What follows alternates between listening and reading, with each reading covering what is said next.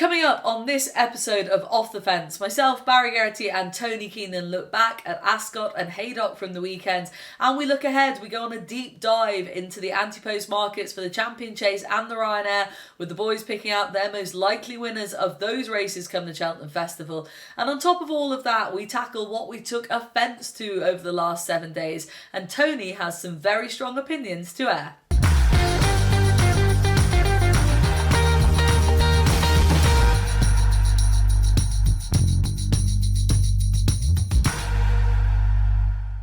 Hello and welcome to Off the Fence. This is your go-to digital jumps programme. You know the drill by now. If you haven't already, please hit subscribe on our YouTube channels because you won't want to miss a single episode of Off the Fence going forward from now as we build up to the Cheltenham Festival, which is exactly what we're going to do in today's show, in the company, as always, of Barry Geraghty and Tony Keenan. Quick check-in with you boys. Barry, how are you? How's it going? It was Nicky Henson's press day today. We saw lots of footage of Constitution Hill. Were you happy with the way he looks ahead of the Supreme? Yeah, he looked to be having a good snooze in the stable, which is pretty standard, so all is good with Constitution Hill, I take it. Great, not much has changed for him, which is just what we want to hear. And Tony, how are you over there? All good at your end? Yeah, all good. Standard comment from that press day was the one where he said, Shishkin, you barely notice him leaving the ground. I missed that at Ascot anyway. I thought he clouded one, but there you go. There's always a few lines that come out of every press day that sound very similar to the years before. But anyway, let's move on to the What Happened Where section. We're going to look back at the action on both sides of the Irish Sea from the weekend, starting at Ascot with the Betfair Ascot Chase. Fakir D'Oudairies set down his marker, over from Ireland, one horse over from Ireland at Ascot at the weekend, and bang, in he goes, takes home our Grade 1, Barry. That was probably the ideal opportunity for him, wasn't it? It was, and it was a great race for him. I thought Mark gave him a brilliant ride. Lost in transition, Dashel Drasher went hard out front. It was a solid race, ground soft as well. But Mark took his time, and you'd see him at different stages. He closed up, and at different stages, when they stretched on, he dropped back and just rode his horse at the pace. He was comfortable, kept him wide on the best of the ground, and delivered him with a lovely challenge. He probably lost a little bit of momentum jumping the second last, which I didn't think helped him in the finish. It probably made him look a little bit less impressive than he was, but I thought it was a good, solid performance, and that's him. He's consistent, he's solid. What happens next, I'm not so sure, whether he'll go and take on Allaho again, or if he's going to be kept fresh, maybe for the Melon chase. Having been to Ascot, going to Cheltenham and going to Aintree could be a lot to do all three, maybe.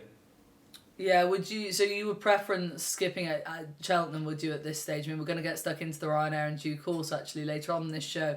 But would you preference him going back to Aintree for a defence of that title? Well, he went to Aintree after being in Cheltenham last year, and he's a year older now. He's not a spring chicken, so he's well enough to be able to take his races. He dodged Linkfield. Whether he dodged Linkfield to do the other three, I'm not so sure, but... It's hard to know, but they'll know themselves. Joseph will know what he has. He probably takes his racing well, so maybe they'll do all three and take their chance in Cheltenham. Yeah, Tony, there was plenty of disappointments in behind from that race and a good few excuses thrown up afterwards. What were your takeaways from the Ascot Betfair Chase? Just coming back to something Barry said when Energumene and Shishkin met there back last month, the thing about the ground. And maybe staying off the inner. I think if you look at the race, the 4 horse that raced around the inner all didn't finish the race. I think waiting patiently and lost in translation, there would be other reasons for that. One of them retired since, and the other one not handling the ground. Dashel Drasher not so much though. He would like Ascot, and admittedly he did make a bad mistake. So I think that thing about when around the out or something to watch out for. I wasn't aware of that before Barry mentioned it. A very insightful point. With regard to Fakir, I thought he looked like he might be able to stretch out to 3 miles now. I know he hasn't stayed that far in the past, but he's a bit older now. Look, I don't really think he can beat Allaho in a Ryanair. Aintree might make more sense, and I wonder would Aintree maybe 3 miles be a possibility too. I think that might be worth a try maybe at some point with him now that he does seem to be staying well, because that looked a pretty good test on Saturday. Yeah, still plenty of options for Fakir for the rest of the season for sure. Barry, just in terms of any other business to pick up from Ascot, obviously Good Risk at All was a big talking horse coming out of it, absolutely bolted in. Would he be, he's been talked about for the Ballymore, but also the Coral Cup. Where were your views on him coming out of Ascot? Well, he went into Ascot off 127 his handicap mark, so it'll be interesting to see what the handicapper does. I'm sure he'll get £10 and maybe a little bit with it, so it'll bring him close to 140. You would ideally need to be more than that to win the Ballymore. So, but 140 or just under would be a nice weight in a Coral Cup, or if he was top weight in the Martin Pipe. But he's plenty of options. But I'd imagine the handicap route would be the way to go with him. But the step up and trip definitely brought about that bit of improvement that was needed. But he had some good form. He was second to John Bon. He was second in the 2 mile handicap Warwick previously as well. So he's gained some good experience over the minimum. And as I say, he's done well in stepping up. And Barry, just sticking with you and focusing in on Wincanton from Saturday as well. Obviously, Goshen winning again and out-battling Adagio over the 2 miles there in the Kingwell. For me, I don't think Adagio lost anything in defeat, did he? We spoke about him as a champion hurdle horse last week on the show. I don't think anything was taken away from him really with that reappearance run. No, definitely not. Goshen was brilliant around Wincanton. He loved it. Obviously, going right-handed, it's a different kettle of fish for him. But no, I thought Adagio ran a cracker. Nodded at the back of the second last, which for me is a real telltale sign of ours, who's just feeling the pinch, might be needing the run a little bit. So it was his first run back since the Great Wood. And he got to the front and was out-battled. And you'd imagine with the run under his belt that he would reverse that. He was getting £3 off Goshen, but no, for me Adagio was the horse to take out of it. I think he adds a layer to the champion hurdle, but it's hard to say that he's going to trouble Honeysuckle or even the ones at the head of the market. But he has a squeak. I think he'll run well. Yeah, I would concur with those thoughts. And Tony, kind of sticking with the champion hurdle market, at Goran we saw Teahupoo sort of maintain his unbeaten run that he's on at the moment, sort of tore apart that field really and was pretty impressive at the line. He really adds, again, a bit similar notes apply from Adagio. He really adds something now to the champion hurdle, for me anyway. I'd say he adds a hell of a lot more than Adagio. I thought Adagio didn't fancy it in the finish now in Wincanton at all. I thought he's possibly needing the run there a little bit. That's fair enough, but he got to the lead, and I thought the head went up a bit. Cocked the jaw a little bit in the Triumph last year as well. He's finished second on 4 consecutive starts. Just interested to see now if he gets into another battle what he'd find. Goshen made him in the right part of the track and was very fit, but yeah, I would have a little bit of concern about him. Really like the winner of the Red Mills hurdle, Teahupoo. He's a strange horse in that his 2 runs this season came in very steadily run races, and judging on how he'd performed as a juvenile hurdler last year, those type of races wouldn't have suited at all. But he won the 2 of them. The form of the first one with Autumn Evening has worked out well. That horse went very close in the big handicap hurdle, the Liffey at the Dublin Racing Festival. Probably shaped a bit best, got there a bit too soon. I think he would have beaten him even if that one hadn't have fallen. I think 2 out at Naas. But when he's got into this properly run race on Saturday, he's just looked a totally different horse. The time is really, really good. So I compared, there were 2 other hurdle races on the card. There was a 4-year-old's maiden hurdle. It looked a walk, in fairness, the first, but he was the guts of 19 seconds quicker than them, which is just an unbelievable amount. And then there was another half decent handicap hurdle, looked quite well run. Max Charm was the winner of that, mid-grade type of handicap, and he was 13 seconds or so quicker than that from the first to the line in the same parts of the course to cover. That's a really good time. Visually I thought he was very good. I thought he jumped very well when he was in amongst horses. Made a mistake at the last there when he's gone clear, but the race is over at that stage. Showed a good turn of foot as well. Also, the second horse, the Rasso, has been one of the most reliable horses in these races in Ireland all season. Since he's returned from a break around last spring, I think he had a break between March and May last year, he just runs the 150 or 155 every day. So if he's run to that, you're getting your man into the mid 160s here. And to me, he's the biggest danger now to Honeysuckle. I backed him for the champion hurdle afterwards. But he's still 10-1. I think that's okay. I think he's an each way bet because he's coming into it of a lovely preparation. He's 1-3. You have the kind of bad each way angle there as well. You know, look, I wouldn't be a great advocate of doing that on a day-to-day basis, but you'll get away with it in the champion hurdle. You've got a second favourite there who's coming back of a year's absence as well. So yeah, I would like him. He might want a little bit of ease in the ground. I believe Robbie Power said afterwards he hated the ground at Gore, and that would have been really testing ground, of course. He didn't perform last year at Fairyhouse on really fast ground, but the ground that they typically get on the first day of Cheltenham shouldn't be any issue to him. And I really like him. I think he's from a very strong crop of horses, actually. Like, my default reaction with juvenile hurdlers coming out the following season, just take them on until they've proved otherwise. But this crew look pretty good. Leaving out Quilixios, who just doesn't seem to have trained on. Zana here looks very good. Two horses there, Saint Sam, Haute en Couleur, look good novice chasers. Rivière de Tel, especially good novice chaser. Adagio himself, like, I know I'm knocking him there, but he's improved. Autumn Evening's another one there. So yeah, I'd like them as a crop of horses. I think he might just be the pick of them. So yeah, I think he's a good each way bet for the Champion Hurdle. No, we previewed the race last week. Came down a little bit on Epitaph without, but yeah, I'd be much stronger on this lad that he's the bet at the moment. Right, well, Teahupoo, very strong words from Tony. 10-1 currently across the board for the Champion Hurdle, and you can't argue with plenty of what Tony said there. And Tony, just sticking with you, quick mention to the ever popular Melon, back in the winner's enclosure after a very long time, and he's got seemingly every option under the sun going forward at Cheltenham or Aintree and beyond. Yeah, look, again, you can see why he hasn't won in whatever how many 2.5 years. Like that a bit of a nothing race there, and the other three have all jumped badly. And even so, when he comes into the straight, Paul Town and giving him a good ride, getting him out to the outer where the ground is flat, and he's still throwing the head up in the air. So yeah, he would have a chance of placing in something at Cheltenham, because that's kind of what he does. He does love Cheltenham. Nice preparation for it, but in terms of winning the race, he wouldn't be on my mind. No, I think I would agree with those thoughts. Barry, let's just hop back over to England and head up to Haydock, because I think we saw a couple of other pointers for Cheltenham Festival up there as well. None more so than Hillcrest for the Daily team. Now looks to head the Albert Bartlett betting at the moment. After the race, I think was cut to about 8 or 9 to 1, I think something around there, but it's currently about 6 to 1 chance for the Albert Bartlett. A very impressive performance, just simply ground them into submission, I thought. He did, and no, he's a lovely big horse, and they were like ponies racing alongside him. He's massive. Jumps well, but he did bunny hop a few hurdles, a bit like French Holly used to do years ago. But Haydock being such a flat track, it can do that to big horses. They don't back off, they don't respect the hurdles, they gallop in. It's because the emphasis is on speed and you're going a little bit quicker than you might go on a stiffer track like Cheltenham, and a horse gets a chance to get on his hocks, to get his feet under him and organise himself. But a flatter track, you're kind of going on the head all the way. So I think he will jump better. He does jump well, and I think he will jump better in a stiffer track as Cheltenham is. But no, it's the Albert Bartlett looks a very open race, and he's entitled on that performance and his previous form against Maximus in Newbury. So I think he's well entitled to be up there at the head of the market.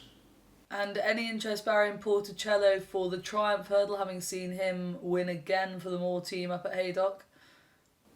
Yeah, well, he's a horse I've always liked. In his three previous wins, stays really well, or he was second in Doncaster, staying on. Same thing again, a sharp track, too easy for him. He wants to test his stamina, and he didn't get that on Saturday in Haydock, but he jumped so well. So there's obviously been a bit of work done on it, but he jumped really well in Haydock. That was the thing I'd take out of it. The strength of the form of the race would be questionable, but I thought it was a good performance from a horse who wants a stiffer track. So no, I think he's a horse who would have a squeak in the Triumph Hurdle, and it's probably one for an each way bet maybe. Team seemed a bit worried after the race, Barry, that he does need cut in the ground, and obviously we saw him win at Chepstow and then at Haydock, two notoriously sort of proper heavy ground tracks. Would that be a concern for you at Cheltenham? Well, it would, but maybe not with the way the forecast is at the minute, so it will need to dry, but Cheltenham dries in a matter of days, so we'll just have to wait and see, but he will want it on the safe side, I'm sure.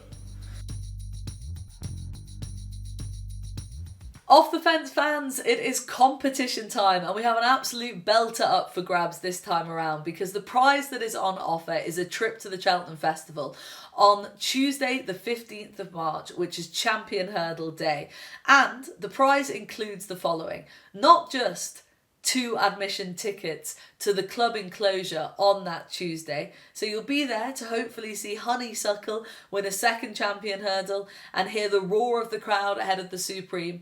But the prize also includes a night away in a 4-star hotel on the evening of Tuesday the 15th at the Manor House Hotel, a complimentary breakfast the following morning, and on top of all of that, we have also thrown in the chance to get on the At the Races Express steam train from Toddington Station to the racecourse on the morning of Tuesday the 15th of March. So that cuts out all your traffic worries trying to get into the Cheltenham Festival on that first day, because the steam train will take you right there. It is a real experience and a brilliant way to start the day. So to be in with a chance of winning that, head over to the attheraces.com website, where you'll find the Cheltenham competition page, and the direct web address for that is attheraces.com/competition/Cheltenham-festival-competition. T's and C's apply as always, and you have to enter by the 27th of February. Good luck! Okay, well look guys, that was a rattle through all the weekend action. We're going to cover some of the anti-post markets for the Cheltenham Festival very shortly, but before we do that, and it's had a bit of a break since we last did this section, but Offence is back. What have we taken Offence to this week? We haven't done this for a little while because we've been sailing along pretty happily, I think. Nobody's had too much to moan about, but this week we want to get stuck into a few topics that have made a good amount of headlines in the press recently, none more so. Well, we'll start anyway with the national weights, Tony.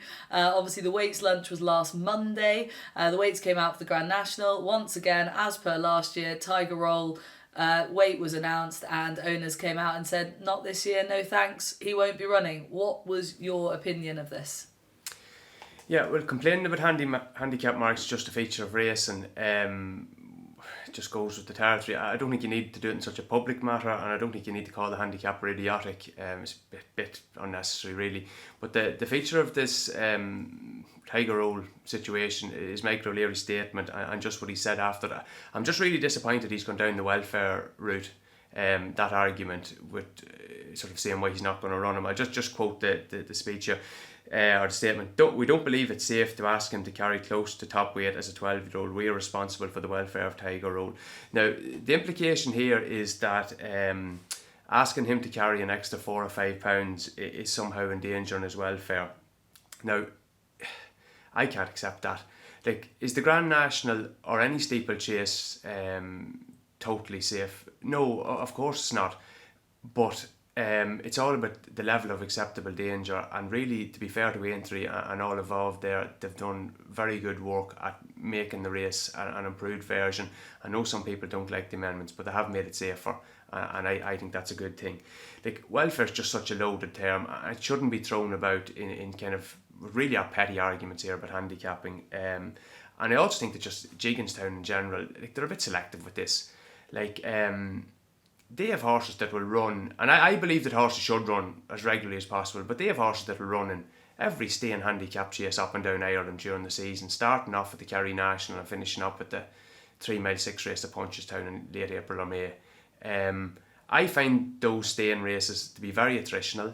I think horses take a while to overcome them, running well in them, running on testing ground. Very hard for horses to win more than one of those in a season. So this stuff about the Grand National, I just find it a little bit rich. And also going to hark back to, again, stuff where they're very selective with this. If you go back to 2017, when the Aintree National was run 11 days prior to Fairyhouse at Easter, like, they ran 5 horses in the 2 of those races. Like basically, that to me, that was just, I think the 13 of the 28 runners at Fairyhouse that day was the day our Duke were on. They basically run them to block all the horses getting into the race. I don't like that now. Horses running in Grand Nationals twice within a fortnight. Now, some of them exited Aintree early, but a few of them, basically finished out both races. So please don't be coming, whatever it is, 5 years later with the welfare argument just because it now suits your agenda. So yeah, I just wanted to pick up on that one specific part of it. He may well have an argument should he be carrying a little bit less from a pure handicapping point of view, but this isn't the way to go about it. Very fair comments. I think there's a lot of similar thoughts being bashed around as well, and I would agree with you entirely on that welfare angle. Like you say, it's not a word to be thrown around lightly. Just because your toys are coming out the pram about a handicap mark. But anyway, we can move on, Tony, to a more recent article that came out this weekend in the Irish Independent.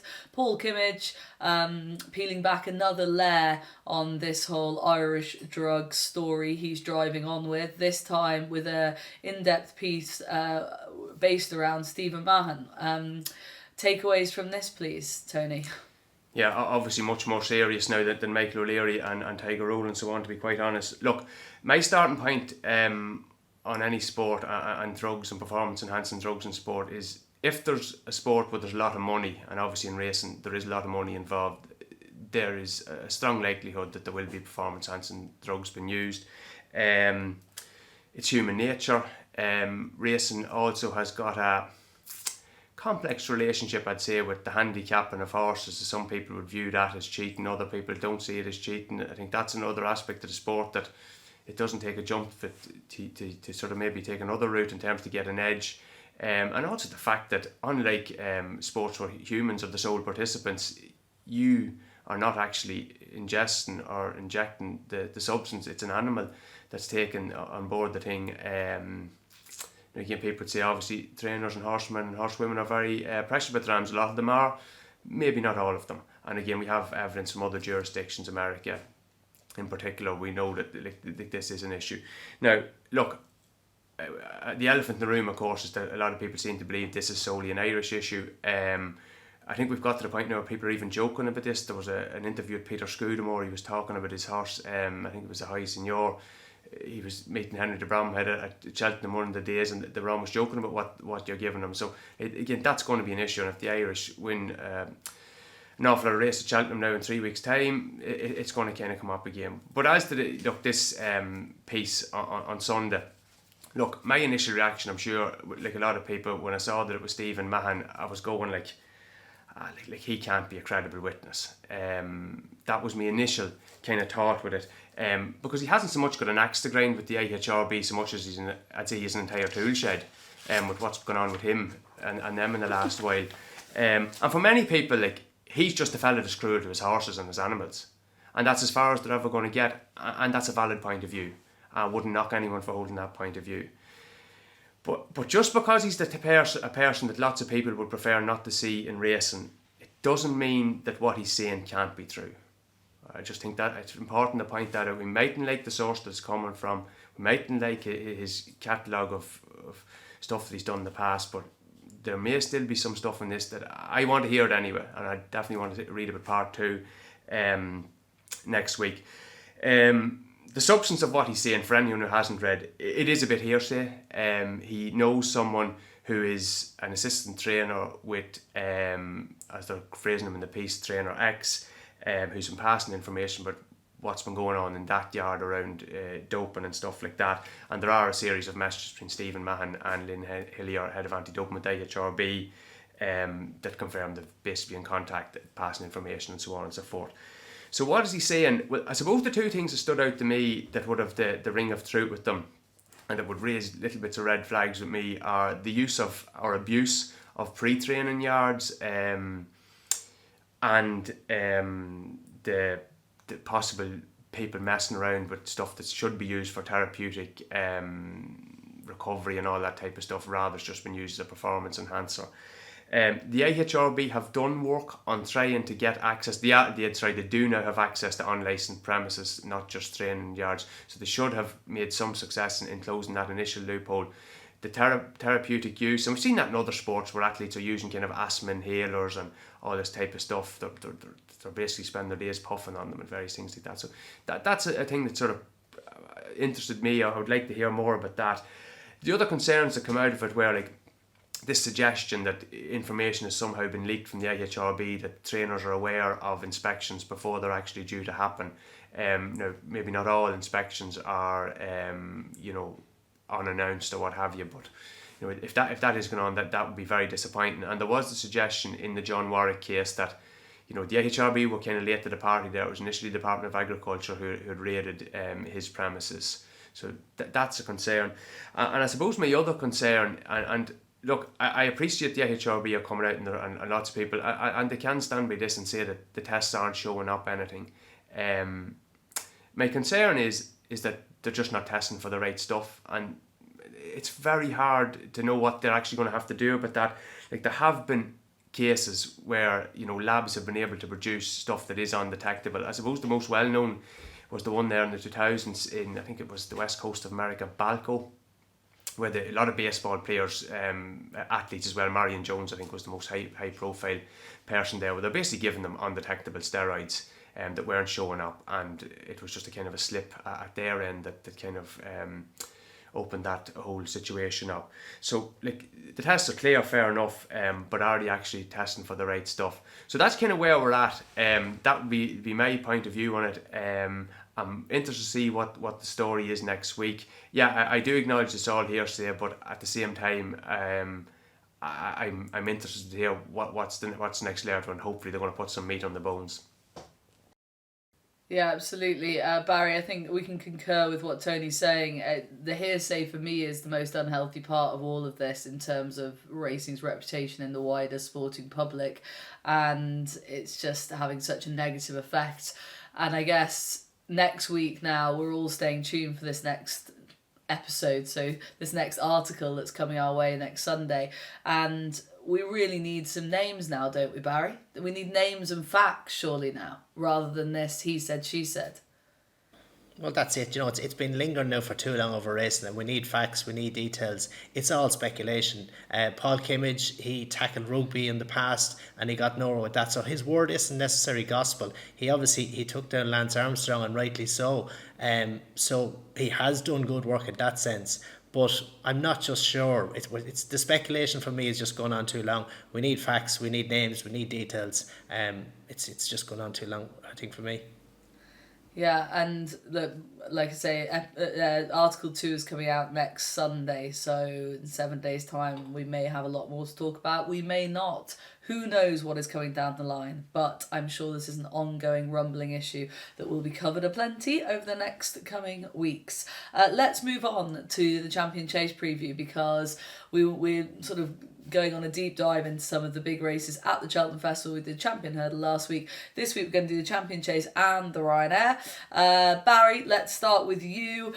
Champion Chase, brilliant race. One of my favourites of the week. Shishkin at the top of the market, 6-4 on currently. Energumene next best at 3-1. Shaq Paul Soir in there at 11-2. Nube Negra next best at 10-1. Looking at the market as it stands right now, 3 weeks to go. 3 weeks and 1 day 2 days to be precise.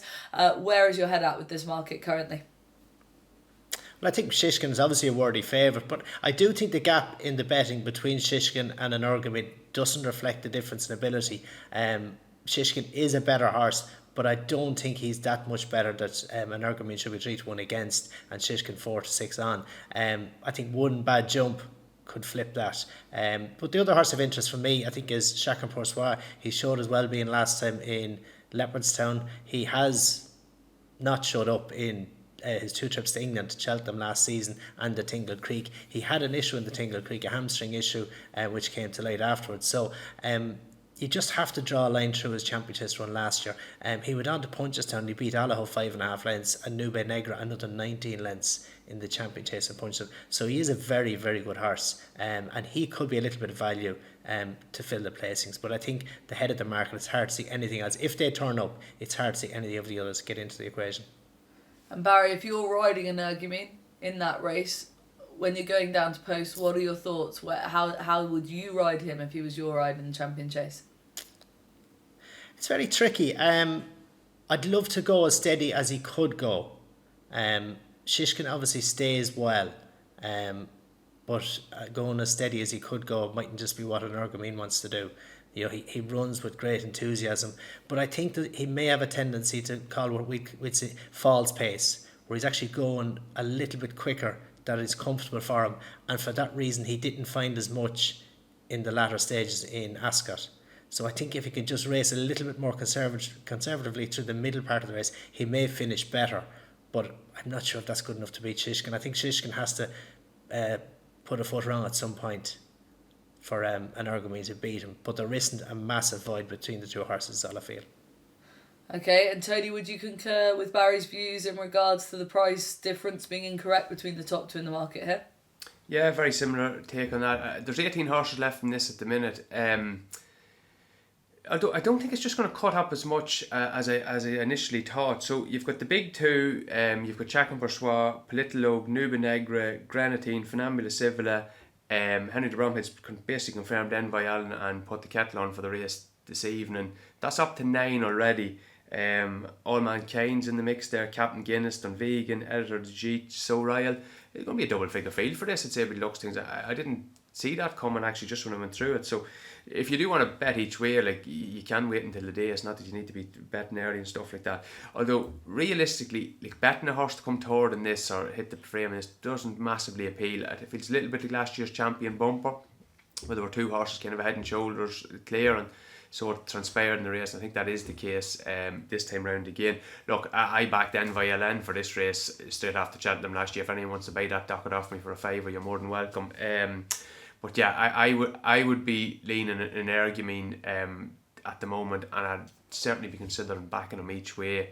You're getting 0.6 to 1 for him to place. You can put him into multiples, things like that over the next few weeks. There are two reasons why I think he can get the ground back. I think Barry's kind of mentioned it there, going a little bit, I won't say easier, but less hard in the middle part of the race. I think the section is kind of confirm. Simon Rowan's a good piece up on the website again there, just that he did go a little bit hard in the middle part of the race, so that is one angle into it. And then also the race is over slightly shorter, another angle into it. And the last thing, again, it's what Barry said with the Ascot race, that was he on the worst of the ground. Fence on Saturday would kind of suggest to me that there's a fair chance that he was. So yeah, he'd be the one I'd be looking at the moment. Acknowledging the Shishkin, yeah, is a better horse, but it's just the price differential at the moment. Right, Off the Fence fans, it is time to introduce you to the At the Races Cheltenham megasite. Now, on this megasite, you will find everything you need to know to point in the direction of winners for the Cheltenham Festival. The megasite includes stats, facts, stable tours, form guides, anti-post markets. Everything you could wish for is on there to help you find winners for the Cheltenham Festival. Find it at attheraces.com/Cheltenham. Two positive nods are the current prices for Energumene in that.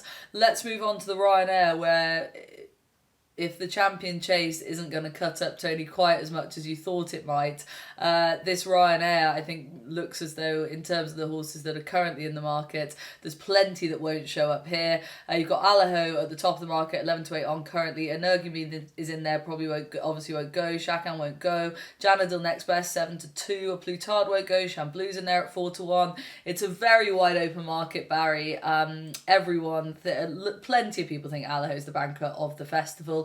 Would that be your view in this race as well? It's hard to think otherwise. He's very solid, and his performance last year, he ripped the field apart, and it was what we thought was a strong field, but he made bits of the opposition. It does look like it's going to cut up a lot. Fakir D'Oudairies, who won at the weekend, he's still a possible there.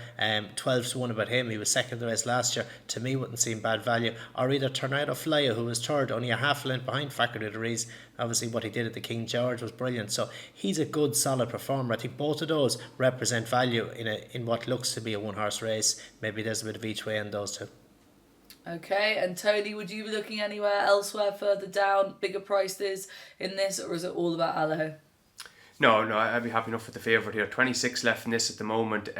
What's running Allaho and kind of a whole lot of maybes in behind, I would say. Don't know what they're going to do with Conflated or Eldorado. Allen, it's an open Gold Cup, and they wouldn't have to take on Allaho under his ideal conditions, so they might want to take a chance there. Asterion Forlange is in there. Yeah, this is probably his trip. He's coming off 3 hard races. Not so sure about him. Dashel Thrasher, another one, hard race there at the weekend. Fakir, kind of well placed, I'd say, to win his grade 1 for the season on Saturday. Did he want to take on Allaho? I'm not sure. Janadil, like conditions, but he's kind of a 155 horse at best. Melon kind of talked about him, like place possibly. Mr. Fisher back on decent ground, might be okay. I backed St Calvados for this race, but I can't have him now because he's bled on Saturday, so that's, just don't fancy that at all if you don't really like backing horses like that. Chamblew is a somewhat interesting one, albeit being fresh now and being fresh at the start of the season are kind of two different things, because everything is having its first start back when he was running the Charlie Hall. Brilliant winner though he was going to be. Also possibility he prefers a flat track. So Kenny, you're left with Allaho. Tongue time went on around this time last year, and the only horse beating them is Chacan Bourgeois under that one's ideal conditions. I think we all wondered after last year's Ryanair if he'd be able to reproduce the form. I think he hasn't really, but he's won his 2 starts this year and got the perfect prep. And that was a concern for me, that he was going to go straight from the John Dorkin on the Cheltenham, but they got the running in Taurus did it well there. He's going back to what look his optimum conditions judging last year. He's got the best trainer around. He's 10 to 11. I still think non-runner, no bet. I backed him last week because I thought ahead of the Ascot race some of them wouldn't be able to get out of their own way and it would take out some of his rivals. I think that probably is the case. He's more like a 4 to 6 shot, maybe even shorter. I wouldn't overthink it. I'd just be happy enough backing him, and if you have something else you want to put in with it for a multiple, that's fine. But as a single bet, again, I wouldn't be out thinking myself trying to back something each way. Just I think he'll win. Keeping it very simple, like it. Sometimes just the best way forward. I think that pretty much nearly brings a close to the show. Just tracker time left to go. I don't have a tracker horse for this week because I am so far ahead in the tracker table in terms of winners that I thought I better give the boys a chance. Good Risk at All went in for me this weekend. I was absolutely delighted to see him win. Hopefully a few of you guys were on as well. Barry, who was your takeaway horse in the week just been? I thought the Tide Turns, he really caught my eye behind Teahupoo in the Red Mills Trial Hurdle in Gowran on Saturday. Travelled really well, jumped really well against strong opposition at a good gallop. So I thought it was a good performance from a juvenile. He got tired in the finish. He was getting £17 off Teahupoo and others and was beaten 20 odd lengths. But I suppose it was his third run after being fourth to Vabone in Leopardstown his previous start and won a maiden prior to that. So I think this line could be interesting for a possible tilt at the Boodles, just depending on what weight he gets. But to me it was an eye-catching performance for a 4-year-old. The Tide Turns for Barry. Eye-catching indeed. And Tony, who was your tracker horse from the week, please? Yeah, I'm actually very interested to see what kind of mark that horse gets from the handicapper because it has competed outside the 4-year-old bubble. So we'll see about that. Yeah, again, slim pickings again last week with abandoned. Navan been abandoned on Sunday, but I went with Jenny Flex, who was fourth in the bumper at Gowran on the same card. Section Times would say that they really were stopping late in that race, and herself and Saratoga last looked to press on quite early coming across the top there, put a bit of a gap between themselves and the ones in behind, and just looked to go too soon. The 3 horses that kind of finished ahead of her were all held up to one degree or another. She went down the inner, which typically isn't the place to be at Gowran, and it was her first run in 11 months coming off a point win. So yeah, I think there might be a bumper and horse somewhere along the line if she can get another bit of soft ground and ridden with a little bit more restraint. I'd be expecting improvement for fitness as well. Brilliant. Thanks very much, boys. Both those horses in the tracker they go. Viewers, you do the same as well. And that's about it for this week's show. I hope you enjoyed watching or listening now that we're on podcast form as well. Thank you very much, Barry and Tony, as ever. And see you next week. That was Off the Fence.